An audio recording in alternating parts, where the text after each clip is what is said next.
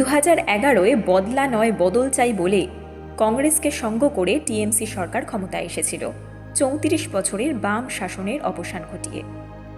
আমি এখানে বাম শাসনের অপশাসন বা সুশাসন কোনটা বলবো বুঝতে পারছি না। হয়তো কিছুটা বা অনেক কিছুই অসামাজিক অসংলগ্ন কাজ হয়েছিল, যেমন বানতলা বা অন্য অনেক জায়গা। তবু তো সঠিক সময়ে মানুষের চাকরি হতো, যেভাবেই হোক না কেন হতো তো। আপনারা এখন সরকারে আছেন 15 বছর ধরে। আপনারা কি প্রমাণ করতে পেরেছেন যে বামফ্রন্ট যে চাকরিগুলো দিয়েছে সেগুলো সবই 2 নম্বরই ছিল? শুধু শিক্ষা নয়, প্রতিটা ডিপার্টমেন্টে চাকরি হয়েছে নিয়ম করে।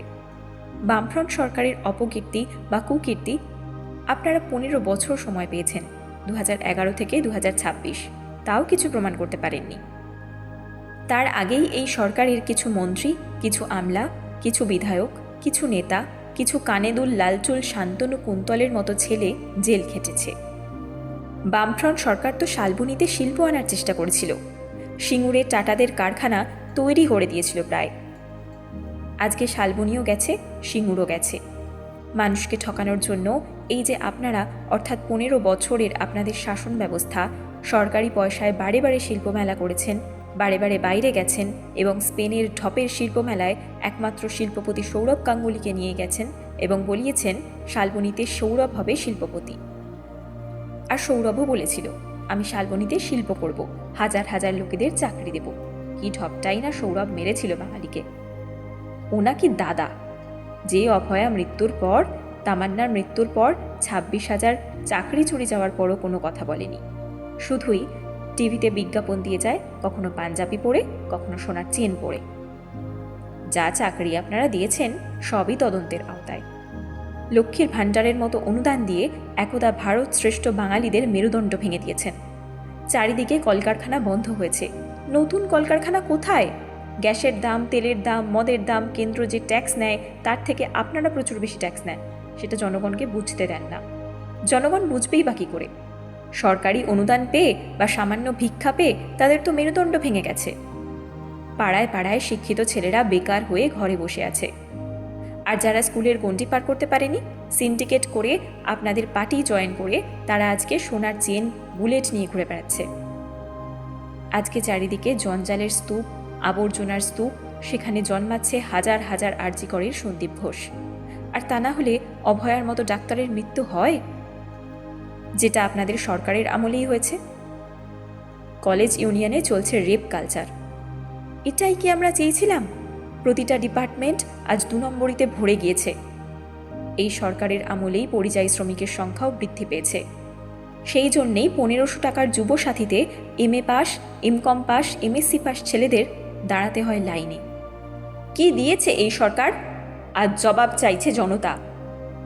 আজকে হাসপাতালগুলো নীল সাদা রং করেছেন, বাইরে চকমক করছে, কিন্তু ভিতরে কঙ্কাল সার চেহারা। কখনো বারাসাতে রোগীর চোখ চুরি হচ্ছে, আবার কখনো আরজিকরের লিফটে মারা যাচ্ছে রোগীর পরিজন। কর্মসংস্কৃতির জন্য আপনারা কি করেছেন? কিচ্ছু করেননি। শুধুমাত্র কাউকে না পেয়ে আমাদের মেকি দাদা সৌরভকে ঢপের শিল্পপতি বানিয়েছেন। আপনারা কি পারতেন না এই 15 বছরে পশ্চিমবঙ্গকে সাজাতে? মনে হয়নি কখনো? এই পশ্চিমবঙ্গ রবীন্দ্রনাথ, বঙ্কিম, নজরুলের পশ্চিমবঙ্গ মনে হয়নি কোনোদিন? এই পশ্চিমবঙ্গ নেতাজি সুভাষ, বিবেকানন্দের পশ্চিমবঙ্গ মনে হয়নি কোনোদিন? এই পশ্চিমবঙ্গ মা শারদা, রামকৃষ্ণ, মাদার টেরেসার পশ্চিমবঙ্গ। না, মনে আপনাদের হয়নি। শুধুই স্টেজে বক্তৃতা দিয়ে গিয়েছেন আর হিন্দু মুসলিমদের বিভেদ ঘটিয়েছেন।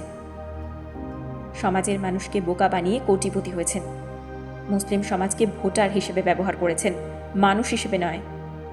তা না হলে হাজার হাজার শিক্ষিত মুসলিম ছেলে মেয়ে বিকাশ ভবনের সামনে দাঁড়িয়ে আন্দোলন করত না।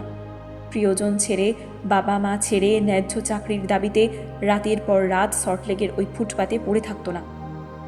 আপনি ও আপনার সরকার পাত্তা দেয়নি বলে শওকত মোল্লার মতো কিছু গুটি কয়েক মুসলিম কোটিপতি হয়েছে, আর বেশিরভাগ রাষ্ট্রবাদী মুসলিম অসহায়ভাবে এদিক ওদিক ঘুরে বেড়াচ্ছে।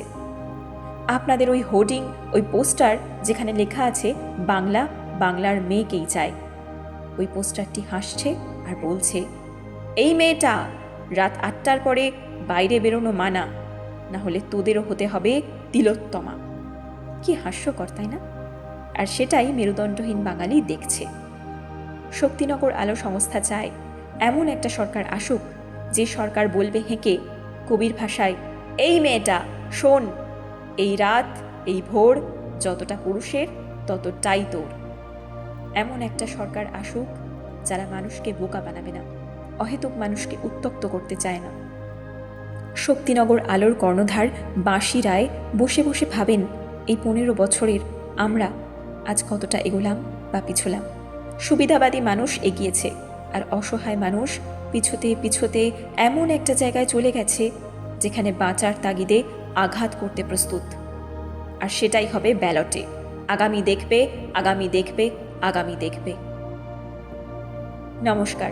শক্তিনগর আলো একটি সামাজিক সংস্থা। এই সংস্থার আঙিনা থেকে সমাজের উন্নয়নমূলক কাজ করা হয়। যে কাজগুলো সমাজের অবক্ষয় ডেকে আনে তার বিরুদ্ধে গর্জে ওঠে শক্তিনগর আলো। আমরা অর্থনৈতিক সহযোগিতা দাবি করি না, শুধুমাত্র আপনাদের ভালোবাসা থেকে যেন বঞ্চিত না হই, সেই জন্য এই চ্যানেলটিকে আপনারা সাবস্ক্রাইব করুন।